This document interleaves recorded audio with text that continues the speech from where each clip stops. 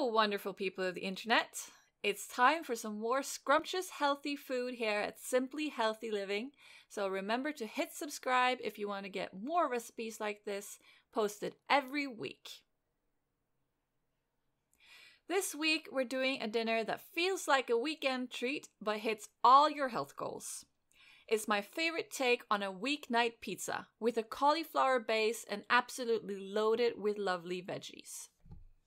Cauliflower pizza was very popular a few years back in Norway, but it was much more than a fad for me.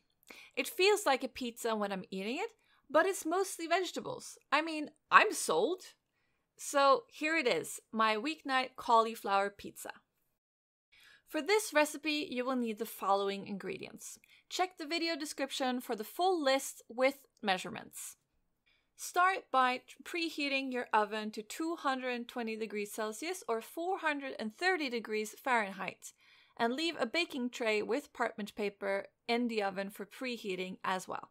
Then you can start by shredding your cauliflower in your kitchen machine or with a regular grater if you don't have one. I use most of the stalk as well as the florets as it has plenty of nutrients, fiber and flavor. When I was younger, I used to think cauliflower was a bit boring. But now I love it for its versatility. It's also a great source of vitamins, minerals, and has a bit of fiber, so it's a great meal base. When you're done shredding, boil them for 2 minutes. You can skip this step, but I find it makes my dough slightly easier to work with. When the time's up, drain and squeeze out as much of the water as you can. I used to do this with a kitchen towel, but after ripping about 2 of them, I gave up and switched to this potato masher. It doesn't come out as dry, but my kitchen towels are happy. When your arms are sore from pressing out the liquid and none more seems forthcoming, you can move the cauliflower into a bowl and add 2 eggs. Or you can do like me, remember that you need to shred your Parmesan, thus forgetting about the second egg until after the shredding. Together with the eggs, you'll add the aforementioned 2.5 deciliters of roughly grated Parmesan. I know, that's a lot. But although there is quite a bit of fat in Parmesan, which you do also need a bit of, remember, fat isn't evil. You also get a lot of protein as well as plenty of minerals. Some sources refer to the Parmesan as one of the healthiest cheeses around. So as long as you don't use too much cheese on top of the pizza as well, like I sometimes do, this pizza will still hit your health goals. When all of that is mixed together well, take your hot baking tray out of the oven and spread your dough out in a thinnish layer. It won't rise, so you do not need a crust. As you can see, this acts very differently from a normal pizza dough, but as long as you get the moisture out, it should still keep well enough together to be enjoyed pizza style, at least if you eat pizza like they do in Italian restaurants with knife and fork. When you have your desired size and thickness, pop that in the oven for 20 minutes to pre-cook. While that's cooking, let's prep our toppings. Now, way before I started cutting down on meat and dairy for serious, I was mostly eating vegetarian pizzas when ordering takeout because they were so delicious. The meat pizzas just had different types of meat on them, which I thought was really boring, but vegetarian alternatives were loaded with tons of fun stuff. Today I am using some of my absolute favorites. Zucchini, cut in thin circles like so. About half a zucchini for a pizza, or less if you're not a fan of the loaded pizza. Zucchini has a lot of important minerals like potassium, a bit of protein and fiber.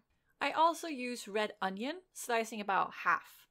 Onion and other allium plants like garlic are packed with vitamins, antioxidants, minerals, and have also been associated with better digestive and heart health, so treat yourself to plenty. Then I have some small mushrooms, which I also cut in slices. To preserve the flavor of mushrooms, I wash them with a moist paper towel rather than rinsing them, as that can remove the spores that have the flavor. Mushrooms are actually a great source of protein, while also packing tons of delicious umami flavor.